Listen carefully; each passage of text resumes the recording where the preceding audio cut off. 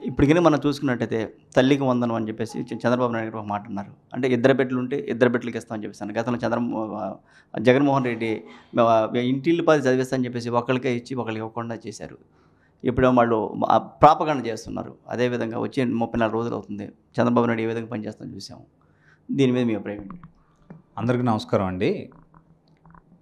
చంద్రబాబు నాయుడు గారు కూటమి ప్రభుత్వం ఏదైతే హామీ ఇచ్చిందో ఆ హామీలన్నీ కూడా ఒక నెలలోపే ముందుగా అధికారంలో రాగానే ఆర్థిక సంక్షోభం ఉన్నా, ఖజానా ఖాళీగా ఉన్నా కానీ ఆయన యొక్క అపారమైనటువంటి అనుభవంతో ముందుగా మరి ఏదైతే సామాజిక పెన్షన్లు ఉన్నాయో సామాజిక పెన్షన్లు ఎన్నడూ లేని విధంగా వచ్చిన 10 రోజుల్లోనే మరి 3,000 పెన్షన్ 4,000 ఇవ్వటం మాత్రమే కాకుండా వికలాంగ సోదరమణులకి 6,000 రూపాయలు ఇస్తూ, అట్లాగే వృద్ధాప్య అలాగే వితంతు పెన్షన్లు వాళ్ళకి ఏప్రిల్ నుండి ఇస్తానటువంటి బకాయిల్ని సైతం ఇస్తూ మరి ఒక దేశంలోనే అత్యంత సంక్షేమం చేసే ప్రభుత్వం మాది తెలుగుదేశం కూటమి ప్రభుత్వం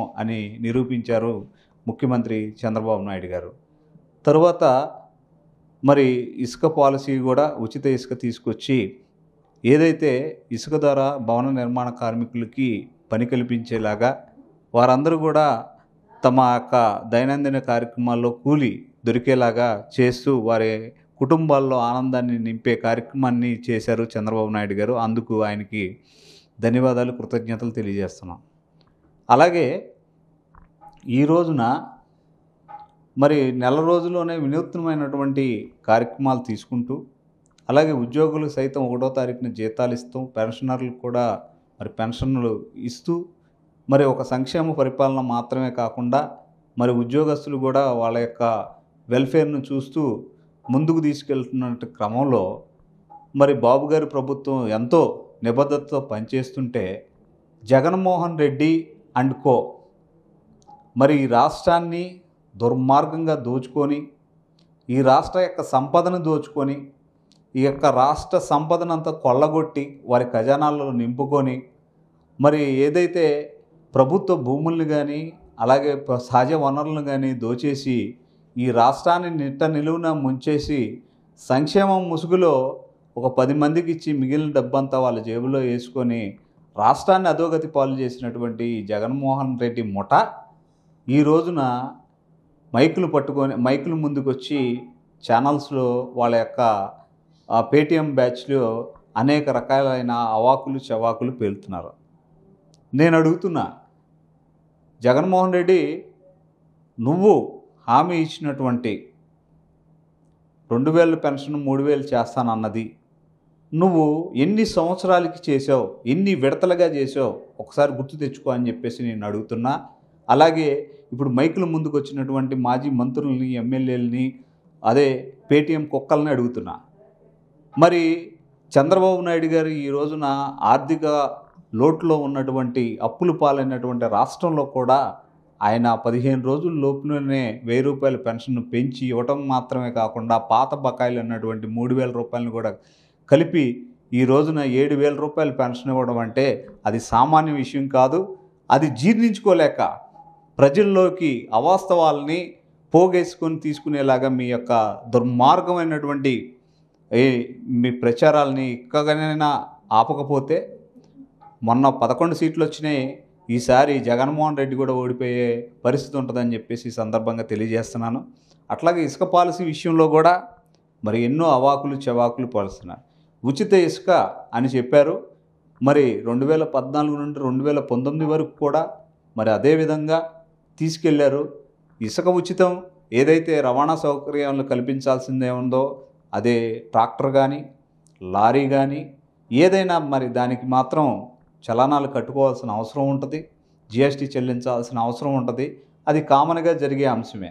దాన్ని కూడా ఉచితంగా ఇవ్వాలి అని చెప్పేసి ఈ రోజున ఇసుక ద్వారా ఇసుకాసురులుగా ఇసుకను సైతం భోంచేస్తూ అనేక వేల కోట్ల రూపాయలు సహజ సంపదను దిగమింగినటువంటి దొంగలైనటువంటి ఈ జగన్ అని ముఠా మాట్లాడటం అనేది హాస్యాస్పదంగా ఉంది అని చెప్పేసి ఈ సందర్భంగా తెలియజేస్తాను. మీరు ఒక్కసారి భవనాల దగ్గరికి వెళ్ళండి, భవన నిర్మాణ కార్మికులను అడగండి, వాళ్ళు చెప్తారు. గతంలో ఇసుక ట్రాక్టర్ ఇసుక ఎంతకు దొరికింది, 10,000 8,000 అంటే ఇవాళ 2,000 3,000కి వస్తుందని చెప్తారు. అట్లాగే లారీ ఇసుక ఎంత అంటే 40,000 50,000 అంటే ఈ రోజున అతి తక్కువ రేటుకి దొరుకుతుందని చెప్పేసి మరి రియాల్టర్స్ కూడా చెప్పే పరిస్థితి ఉంది. మరి ప్రజల్లో మీరు ఇలాంటి అబద్ధాలనే కనుక ప్రచారం చేసుకుంటూ పోతే మీరే ఒక అబద్ధంగా కొట్టుకుపోయే పరిస్థితి ఉంటుందని చెప్పేసి సందర్భంగా తెలియజేస్తున్నాం. అంతేవిధంగా తల్లికి వందనం పేరు మీద కూడా మరి ఆ పథకం గురించి అవాకులు చవాకులు పేలుస్తూ వాళ్ళే సొంతగా మరి రూల్స్ అండ్ రెగ్యులేషన్ ఫ్రేమ్ చేసి అదేదో ప్రభుత్వం పెట్టింది అని చెప్పేసి ప్రచారం చేయటం అనేది చాలా దురదృష్టకరం. నేను అడుగుతున్నా, ఇంకొకసారి ప్రజలకు కూడా విజ్ఞప్తి చేస్తున్నా, తెలుగుదేశం కూటమి ప్రభుత్వం ఏదైతే ఉందో ఆ ప్రభుత్వం ప్రజలకి మేలు చేసేలాగా, ప్రతి పేదవాడు ప్రతి పేద విద్యార్థి చదువుకునేలాగా మరి తల్లికి వందనం అనే పేరుతో ఈ యొక్క స్కీముల్ని అందించడం జరుగుతుంది. ప్రతి పేదవాడికి, అర్హులైనటువంటి పేద విద్యార్థికి అందే విధంగా ప్రభుత్వం చొరవ తీసుకుంటుంది, ప్రభుత్వం ఆ విధంగా పనిచేస్తుంది.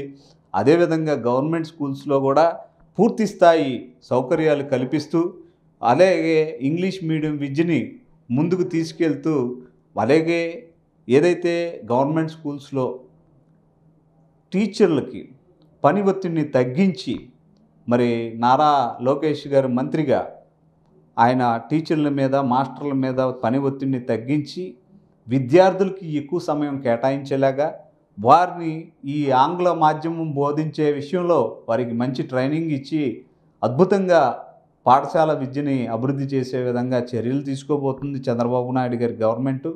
ఈ విషయంలో ప్రతి ఒక్కరూ కూడా మీరు ఈ యొక్క అవాస్తవమైనటువంటి సాక్షి అలాగే జగనన్న ముఠా చేసేటువంటి పేటీఎం మాటలని మీరు పట్టించుకోవద్దండి. కూటమి ప్రభుత్వం ఏదైతే హామీ ఇచ్చిందో ఆ హామీని తప్పకుండా నెరవేరుస్తారు. మరి ఖచ్చితంగా ఒకదాని తర్వాత ఒకటి అన్ని కార్యక్రమాలని, అన్ని పథకాలని కూడా ప్రతి ఒక్క పేదవారికి, ప్రతి ఒక్కరికి కూడా, ప్రతి ఇంటికి వారి ఇంటి వద్దకే వచ్చి పథకాలు ఇచ్చే విధంగా మరి చంద్రబాబు నాయుడు గారు తీసుకుంటారు. చాలాసార్లు మరి ఎలక్షన్ ముందు పెన్షన్లు మరి ఇవ్వకుండా ఒక దుర్మార్గంగా బ్యాంకులకు వేసి ఎంతోమంది వృద్ధులు చనిపోయే విధంగా ప్లాన్ చేసి మరి గెలవడానికి అనేక రకాలైన అడ్డదారులు తొక్కారు. వాలంటీర్లు లేకపోతే పెన్షన్లు పంచడం కుదరదని చెప్పేసి మరి తప్పుడు ప్రచారం చేశారు. మరి అది తప్పు అనే విధంగా మొదటి నెలలోనే మరి గవర్నమెంట్ ఉద్యోగస్తుల ద్వారా 99% మరి ప్రతి ఒక్క పెన్షన్దారుడికి కూడా సామాజిక పెన్షన్లు అందించినటువంటి ఘనత ఈ కూటమి ప్రభుత్వం ఉంది. నారా చంద్రబాబు నాయుడు గారి ముఖ్యమంత్రిగా ఉన్నటువంటి నాయకత్వంలోని ప్రభుత్వం ఉందని చెప్పేసి ఈ సందర్భంగా తెలియజేస్తూ, ఇప్పుడు తల్లికి వందనం పథకం కూడా ప్రతి ఒక్క అర్హుడైనటువంటి పేద కుటుంబానికి, పేద విద్యార్థికి, ఆ తల్లికి చేరుతుందని చెప్పేసి, తల్లికి వందనం ఖచ్చితంగా ఆ బిడ్డకి వరంగా మారుతుందని చెప్పేసి ఈ సందర్భంగా తెలియజేస్తున్నాను.